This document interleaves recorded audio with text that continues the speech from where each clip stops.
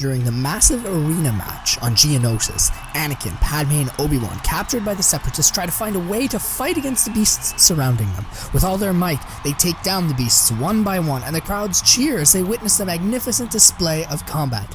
Then, a sudden silence hits the arena as creatures and droids slowly back away. The crowd waits in eager anticipation. I sense something is coming, something huge, something more dangerous than all of these creatures before. Obi-Wan says to Anakin and Padme, I have a bad feeling about this. Then, Dooku steps towards the stage, and he makes a bold announcement to the people in the arena. You fought well, Jedi. I'm impressed. However, you are no match for the Separatists' finest warrior. The crowd waits with anticipation. They have warriors? Since when? I thought it was just these battle droids and monsters, Obi-Wan mutters. Who is this so-called finest warrior, Dooku? Obi-Wan asks inquisitively. Dooku just laughs, and he raises his voice and announces, His name is John Cena!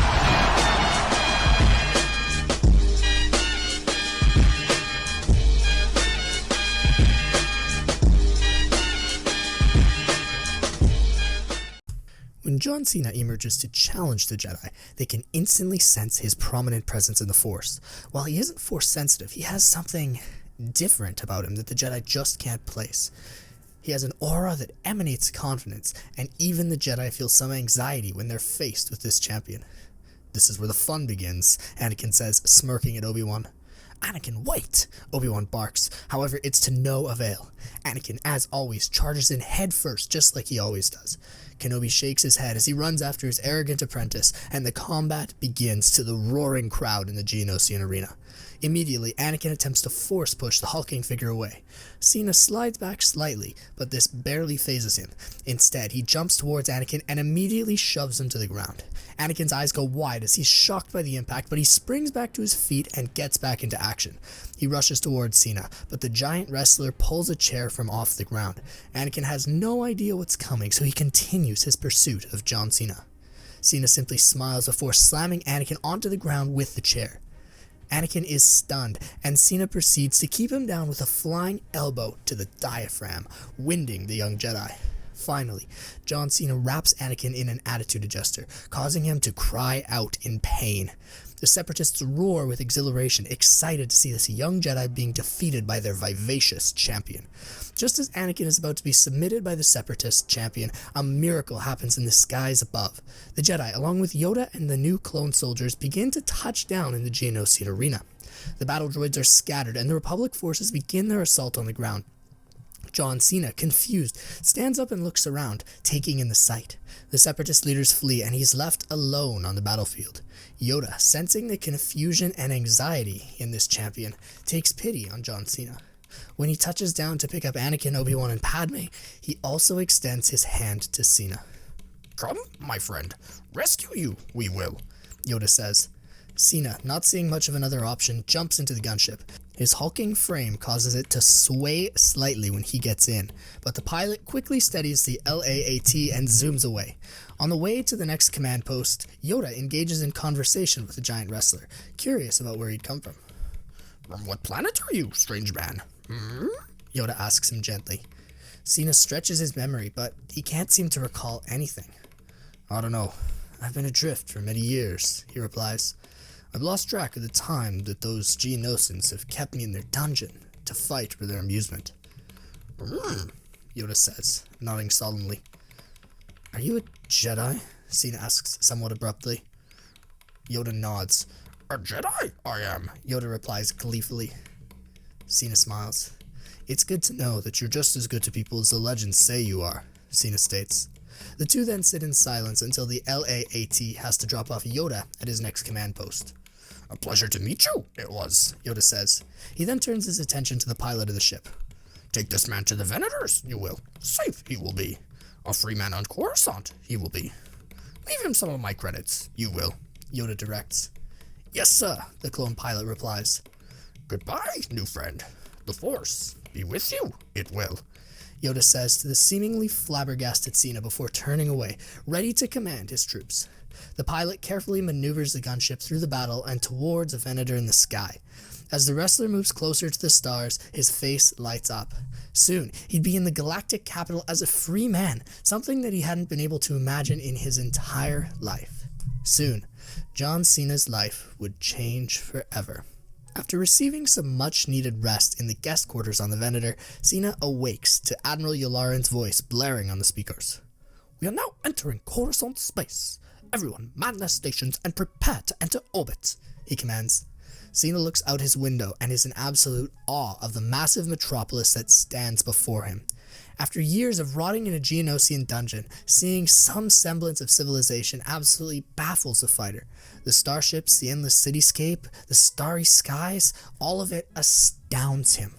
Cena is broken from his stupor by the sliding of his Durasteel doors. He whirls around to see a clone soldier with a rifle in his hand waiting for him. The Admiral's ordered that you be escorted to the landing pad, the clone says. John Cena gets up and nods to the soldier. I heard that you put up quite the fight against that young Skywalker, eh? The clone asks him. Cena smiles. Oh, you mean that cocky Slimo in the arena? Yeah, he needed a little bit of an attitude adjustment, I think, Cena says. The clone laughs. Yeah, that boy thinks he's all that from what I can hear. It's good that someone taught him a lesson. They walk together to the hangar bay, and Cena gets situated on one of the transports that's heading to the surface. He waves goodbye to his clone escort and sits in silence as they descend to one of the landing pads at the top of the massive, multi-level city. John Cena's eyes continue to go wide with awe as he watches speeders zoom on past, along with the towering monolithic buildings that reach for the sky all around him. He's speechless. When he departs the transport, the same pilot who had brought him to the Venator is in the cockpit of the shuttle, and he tosses him a bag of credits. From the General. Good luck, soldier, he says. Cena nods in thanks before the transport returns to the sky. He has no idea where to start on this planet, so the first thing that he does is buy an old speeder nearby and begin exploring. After finding the prices far too exorbitant on the surface for food, he decides to descend to the lower levels of Coruscant after a short conversation with a tourist droid. Where can I find cheap drinks and food? He asks. Dex's Diner is the perfect place to relax and have a cold glass of... Thanks, Cena says, cutting off the droid and tossing him a 5-credit tip. Cena enters this establishment once he lands his speeder outside of it, and he immediately orders himself something that looks appealing to him on the menu. Hey, hon, what can I get for you? Asks the quirky waitress droid that Dex had purchased for his diner. Today, our drink special is a homemade bantha brew, and our soup of the day is bantha stew, she chirps. Cena orders both, and he waits for his meal to be prepared while sipping on his brew. However, after a couple of minutes, a large Trandoshan enters the diner. He has a look of malice on his face, and he's clearly out for some blood. Where's Dexter? He snarls at the serving droid. He's just in the back. Let me go get him for you, hon, she replies cheerfully. No need, the Trandoshan says, slapping her to the side. How rude. Ain't your mom ever teach you not to hit a woman? She replies, annoyed, before returning to her job. When he hears the commotion, the being known as Dex comes to see what all the fuss is about. Hey, what's going on out here? He demands, looking straight at the Trandoshan. You gave me faulty information that cost me a bounty. You know that we Trandoshans do to those who cross us. The alien sneers, getting especially close to Dexter with a knife in his hand. We make them our prey. Whoa, Bosk, my information's best in the galaxy. Maybe your target just slipped away or something before you got there. Or maybe someone else got there first, Dex said, holding his forearms up in surrender. Are you questioning my skills? Bosk hisses sharply, pushing the knife even closer to Dex. At this moment, John Cena can't take any more. He stands up. Hey, stop harassing the owner of this fine establishment. Some of us are trying to eat a meal in peace, he barks. Bosk turns his attention to the newly freed Geonosian champion. Yeah? Or what? Bosk snarls back, staring Cena dead into his eyes with his own reptilian gaze. Cena smiles back. I wouldn't want to test it out, pal. Let's just resolve this peacefully. I can give you some credits and you can be on your way, Cena pleads. Bosk tests the sharpness of his knife on his finger. Oh, I could just fillet you and put you on my wall as a trophy of my hunt. How does that sound, human? John Cena's smirk widens. All right, you asked for it. As Bosk moved to attack Cena, he swiftly moves out of the way before grabbing the Trandoshan's arm in a firm grip, refusing to let go. Bosk struggles to try and free himself, but John Cena's grip is far too strong, even for the legendary bounty hunter. He pins Bosk to the floor, and the Trandoshan drops his knife. Ah! Bosk hisses in pain. This is what happens when we attack innocent people here, Bosk, Cena says. Now, do you promise to leave Mr. Dexter here alone? Grimacing through his teeth, Bosk nods. Good, Cena replies, picking up Bosk's blade and letting go of his arm. I'll be taking this, too. The Trandoshan hisses at Cena before scurrying away, lost to the street of Coruscant again. Dexter approaches John Cena after this altercation. Hey, thanks for the help. The meal's on me. Let me know if there's anything else that I can do for you, my new friend, he says, patting John on the shoulder. It was my pleasure, Cena replies. As Dex is walking away, a thought pops into Cena's mind. Actually, Mr. Dexter, there is one thing that I could ask. The hulking alien turns around to face John Cena again. Yes, of course. What would you like? Cena slightly sheepishly begins to ask his big question. I've been a bit down on my luck these days. I only have a few credits left, and I don't have a place to stay or a job. If you could provide just one of those things to me, I would be eternally grateful. I just need a little bit of a leg up. Dex smiles slightly. My friend, you just saved my life. I think that I have a particular job that would truly show your skill set to the entire galaxy. Come to the back here with me. Dex calls Cena to the conference room in the back of his kitchen. There sits a green-skinned Rhodian with bright blue eyes. This is my agent, Telos. I have a side hobby that I think you'd do well in. You can earn $1 or $2. Buy yourself a place as well, Dex says. The Rhodian emphatically shakes Cena's hand. Agent? For what? John asks. Why, for the GWE, of course, Dex smiles. Cena looks at him confused.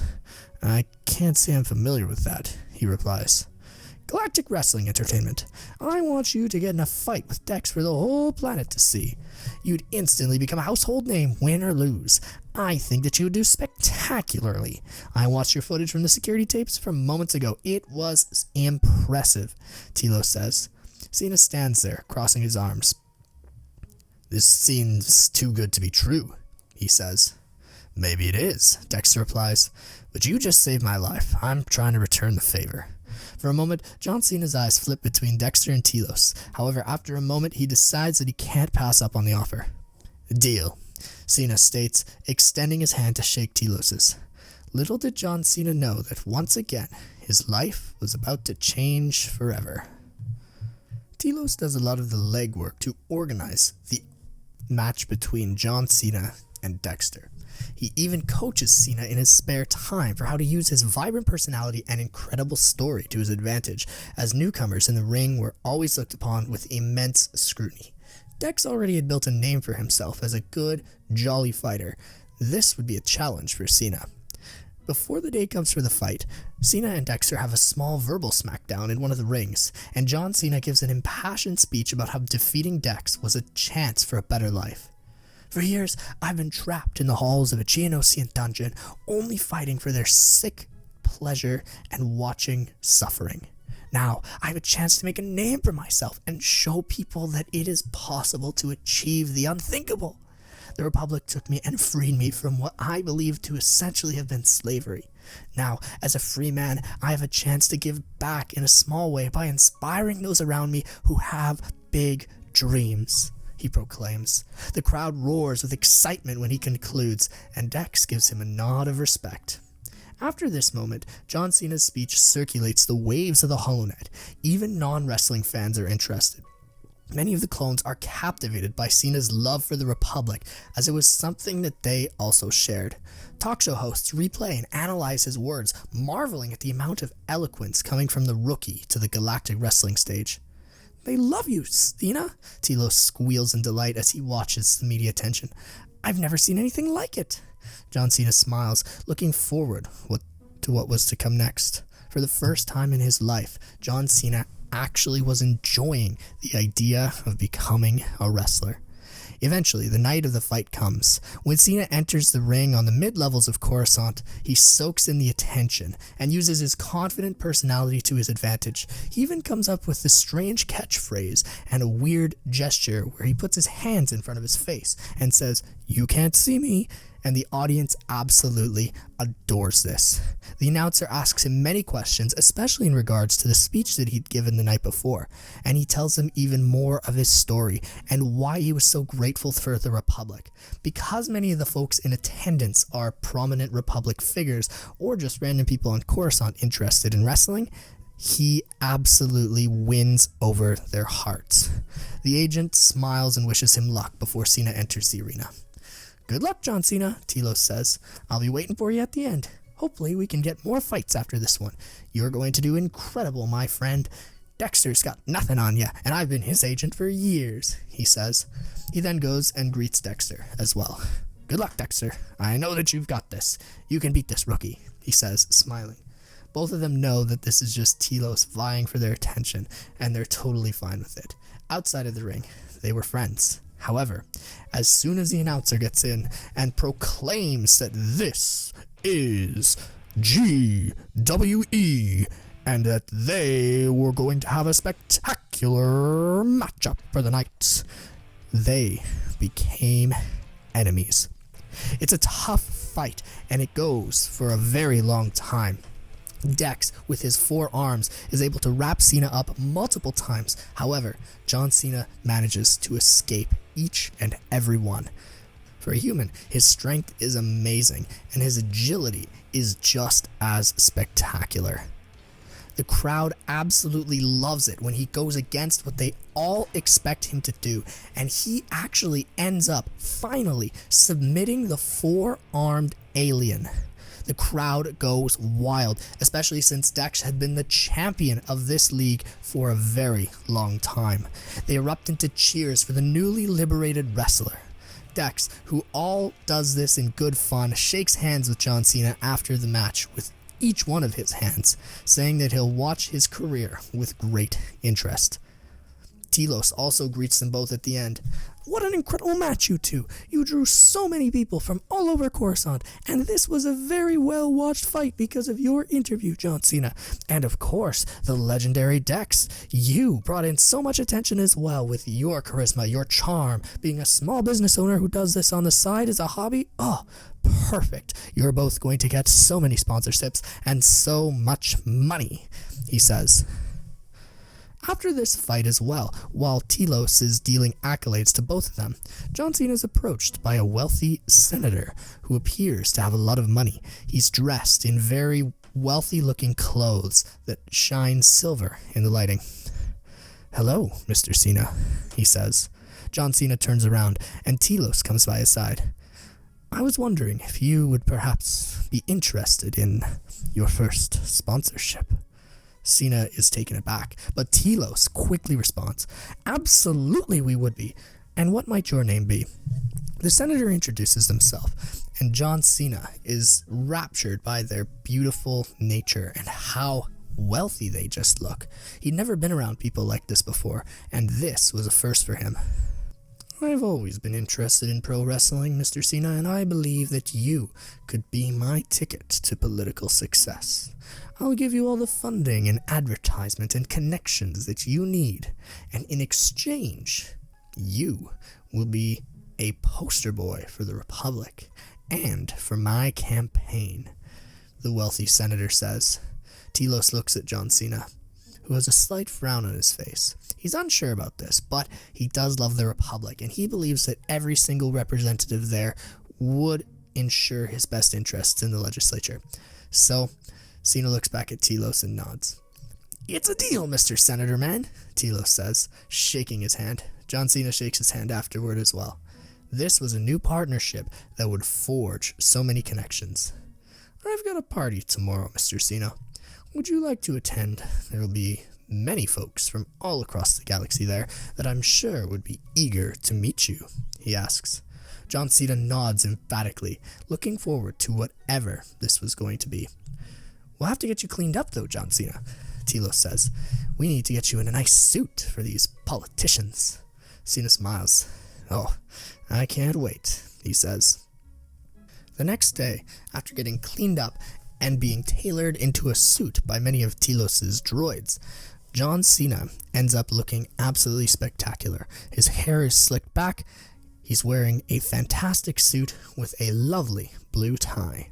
His support for the Chancellor is evident, and it looks like this is going to be an incredible dinner. The senator says that this was a dinner hosted by the Chancellor and his wealthy friends in order to draw support for the Republic and for the war effort from those in his political circle. John Cena is absolutely ecstatic, but he's also a little bit nervous. This was going to be a big jump for him. When he enters the giant Senate conference room and sees the absolute opulence of the event, with many servers from across the galaxy and an assortment of delicious foods from every single corner of the Republic, he's absolutely in awe. Telos is with him as well, and he is smiling. Wow, I've never been to an event like this, he says. John Cena nods. Oh, me neither, he says.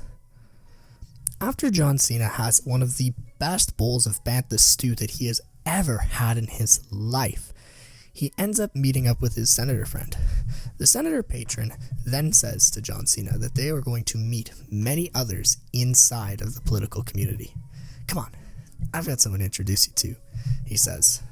John Cena goes with Telos and the senator, and standing there before him is the Chancellor of the Republic himself, Sheev Palpatine. Chancellor, the senator says, I'd like you to meet one of my new friends, John Cena, hero of the GWE and soon to be of the Republic, he says, smiling. Palpatine turns around and shakes John Cena's hand. Ah, Mr. Cena, I've seen so much about you on the HoloNet recently. You looked spectacular in that match with Dex that's been circulating the HoloNet, and I loved your speech, Palpatine says. Thank you very much, Chancellor, he says, standing up tall, shaking Palpatine's hand. But in reality, it's the Republic and the Jedi that have given me a chance to start over again, he says. Palpatine smiles. Yes, that is the Republic that I'm fighting for. But these separatists want to tear it apart. I won't have it, Palpatine replies. You know what, Cena? I will watch your career with great interest, he says, before turning away. If you'll excuse me, I have some business to attend to, but it was spectacular meeting you, and I look forward to interacting with you more in the future. John Cena is absolutely elated by this interaction with the Chancellor. He seemed like such a good-hearted man who cared about his citizens and didn't want to see everything torn apart. This was what he stood for. This was who he was going to stand for. Palpatine was his man. Soon after, another wealthy patron of Palpatine who's at this dinner also approaches John Cena. This is a man who's made a name for himself inside of the entertainment space that many folks know. His name is Vince McMahon, and he introduces himself to John Cena. Ah, John Cena, he says. I've been seeing a lot about you these days. It's a pleasure to finally make your acquaintance, he replies, shaking the wrestler's hand emphatically.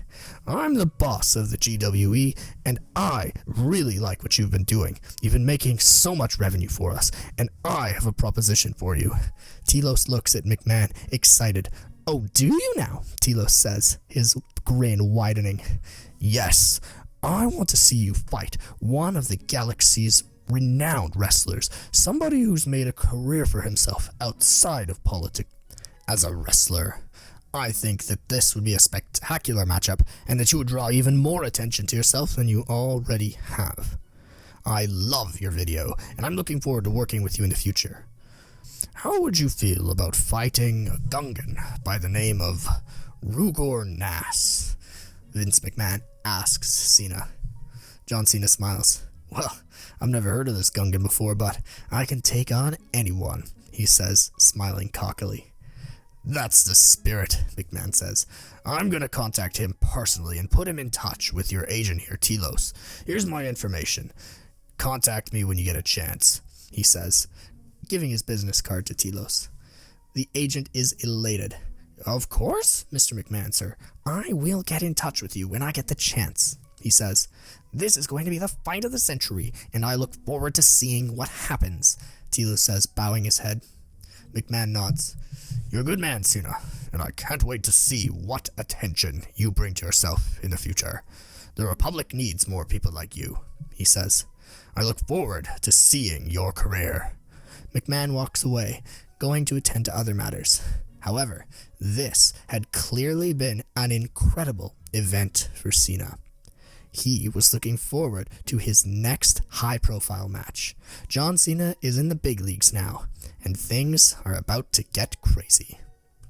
After some conversation going on behind the scenes between Telos, McMahon, and the agent for Boss Nass, it is determined that the best way to manufacture hype for their fight would be to establish some social media beef between the two.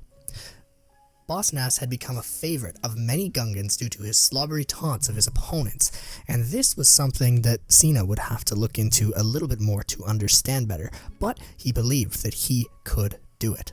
He believed that he could defeat Boss Nass. So they begin chirping back and forth a little bit on Hollow X, saying to one another that they don't think the other one is good enough. It starts off with Boss Nass saying something about how he's no thinking that the bombad John Cena as big, he's bombad as he's a think. And so they begin to beef back and forth, with John Cena saying that he had never seen a Gungan with as poor hygienic practices as Boss Nass. In retort, Boss Nass simply tweets a gif of him going as fast as he can.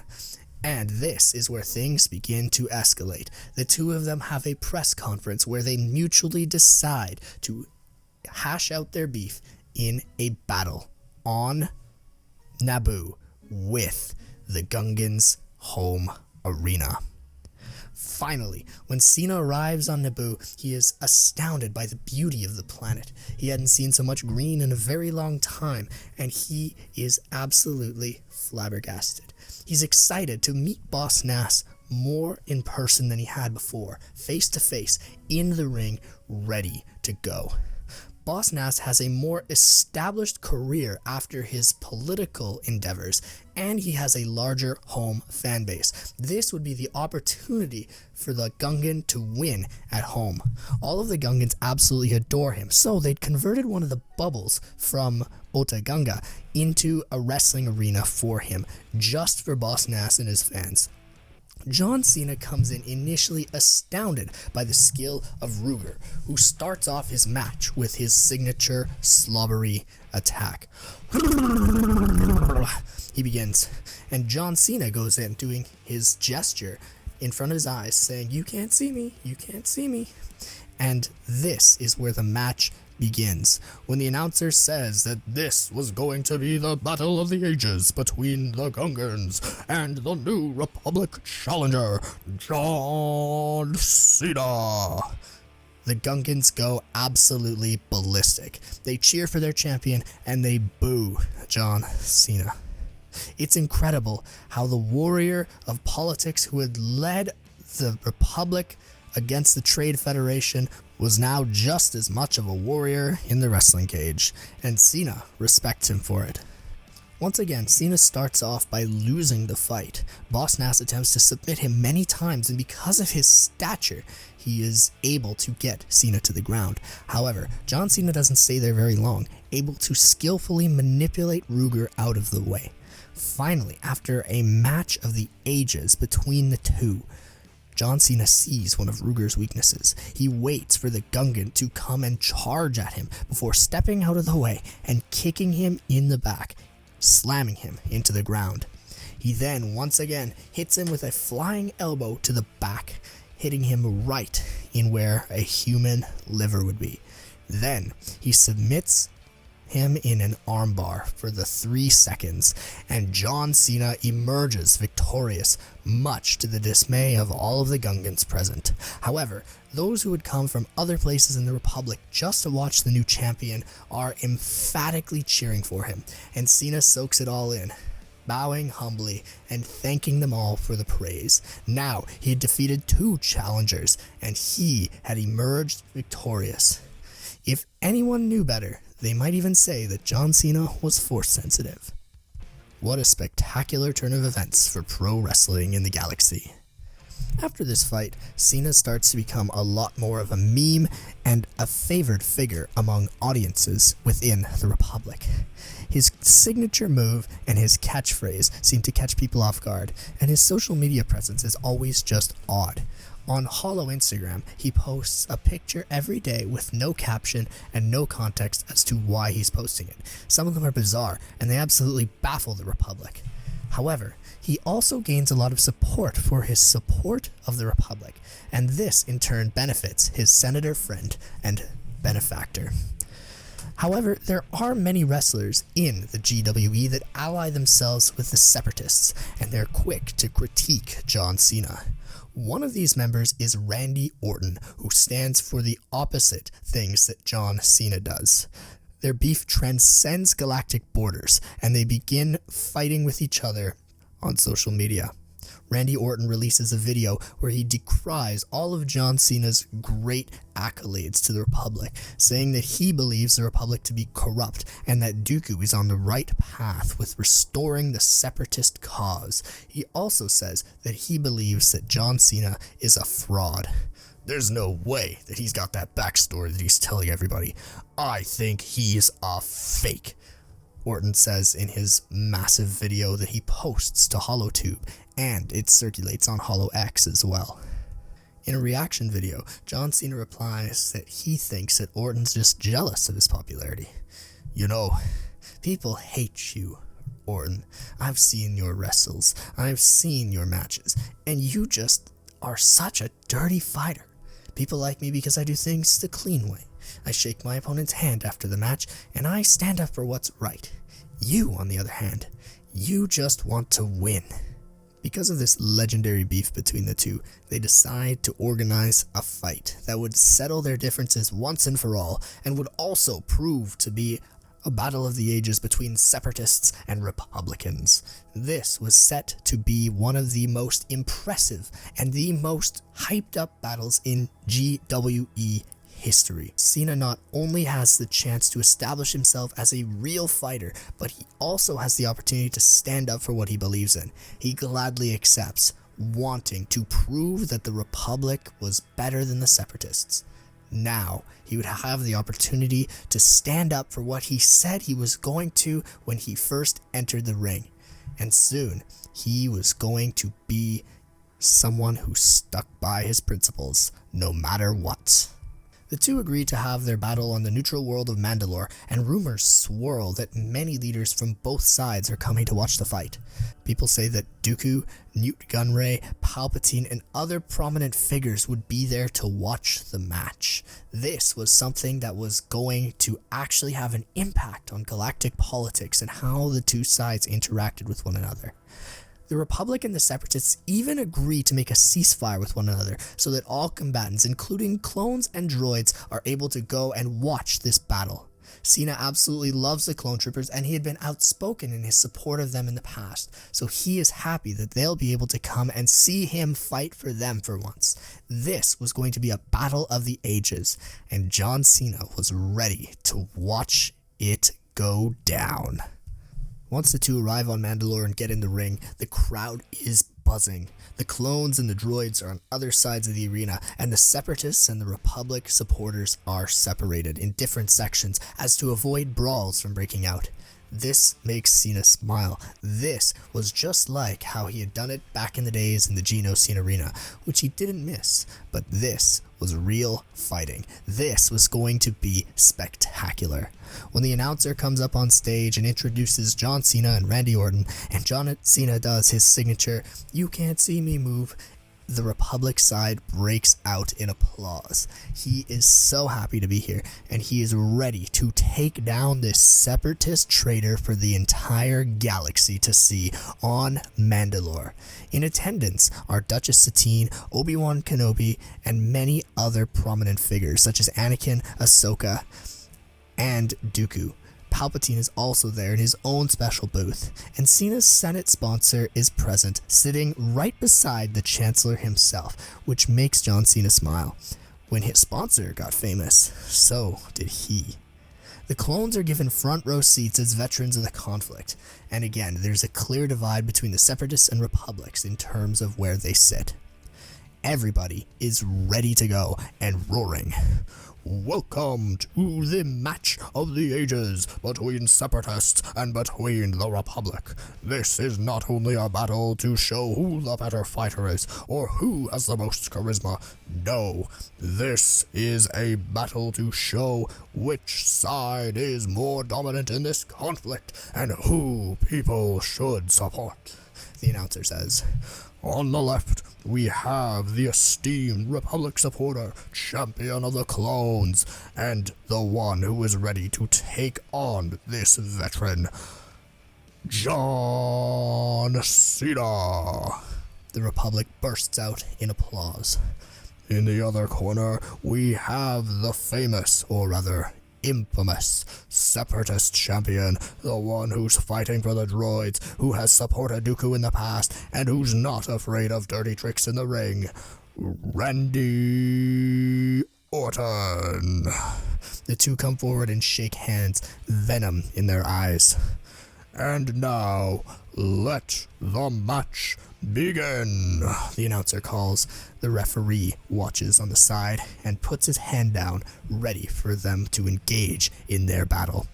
It's a brawl of the ages, and both are very impressive fighters. Chirps fly, and eventually John Cena manages to slip underneath Randy Orton's guard and throw him to the ground. Randy Orton is submitted, but he manages to escape and then hits John Cena with that infamous liver tap with his elbow. John Cena's injured, but he manages to get back up, avoiding a tap out. Then he ends up kicking Randy Orton's legs out from underneath him, slamming the champion to the ground, and he gets him into a side control position where he then grabs onto him and finishes him in his infamous attitude adjuster position. 1, 2, 3, the ref calls, and the two break apart. John Cena had been victorious, and chirps begin to fly between Republics and Separatists.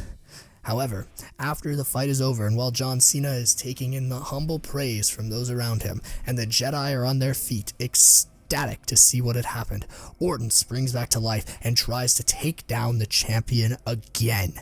He ends up trying to slam him with a chair, but at the last minute, John Cena jumps out of the way. This sparks an absolute brawl in the audience as Republic supporters and Separatists are angry, and they start to take it out on each other. The Separatists and the clones duke it out with off-duty soldiers and many civilians in the audience who just wanted to see a good fight.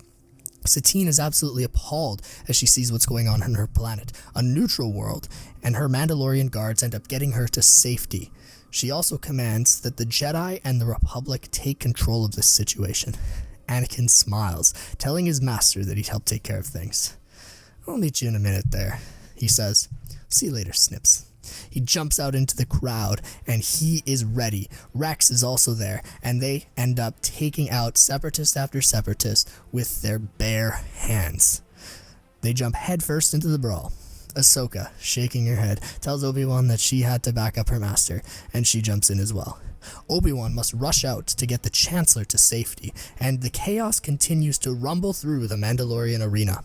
Eventually, after Dooku leaves with Newt Gunray and the other Separatist leaders in attendance, Anakin rallies along John Cena, who's simply watching this conflict take place at first, and dueling with Randy Orton in the ring after their perceived end to the conflict.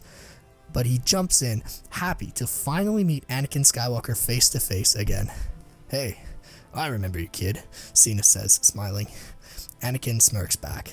"Yeah, I remember you too. You really gave me a good attitude adjustment that day," he says, right after punching one of the droids that was attacking him in the head. John Cena smiles.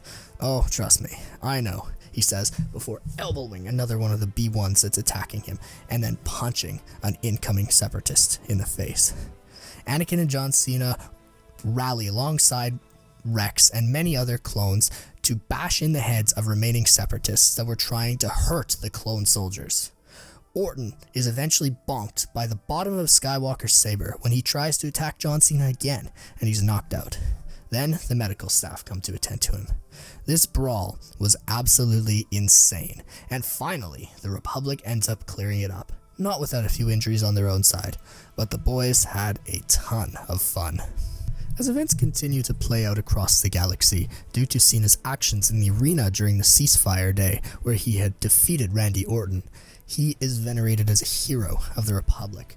Chancellor Palpatine even gives him an honorary medal for his service and his dedication to ensuring that the rights of clone soldiers were advocated for in the media. Cena is proud to accept this medal, and he looks forward to continue being a champion for the Republic as things go forward.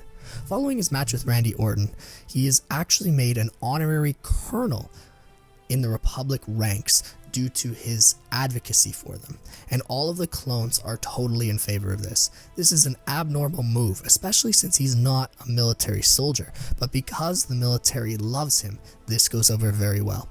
He frequently visits the front lines with General Skywalker, whom he is now very close with and has incredible rapport with.